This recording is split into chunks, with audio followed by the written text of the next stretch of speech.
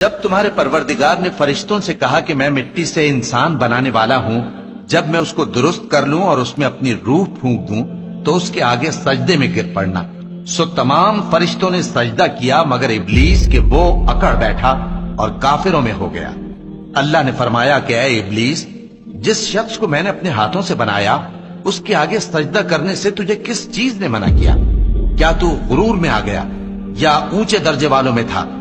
بولا کہ میں اس سے بہتر ہوں کہ تو نے مجھ کو آگ سے پیدا کیا اور اسے مٹی سے بنایا۔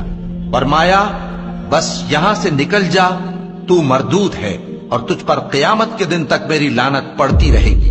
کہنے لگا کہ میرے پروردگار، اچھا تو مجھے اس روز تک کہ لوگ اٹھائے جائیں مہلت دے۔ فرمایا کہ تجھ کو مہلت دی جاتی ہے اس روز تک جس کا وقت مقرر ہے۔ کہنے لگا کہ مجھے تیری عزت کی قسم، میں ان سب کو بہکاتا رہوں گا سوائے ان کے جو تیرے چنے ہوئے بندے ہیں۔ فرمایا ٹھیک ہے، اور میں ٹھیک ہی کہتا ہوں کہ میں تجھ سے اور جو ان میں سے تیری پیروی کریں گے سب سے جہنم کو بھر دوں گا۔ اے پیغمبر، کہہ دو کہ میں تم سے اس کا صلہ نہیں مانگتا اور نہ میں بناوٹ کرنے والوں میں ہوں۔ یہ قرآن تو اہل عالم کے لیے نصیحت ہے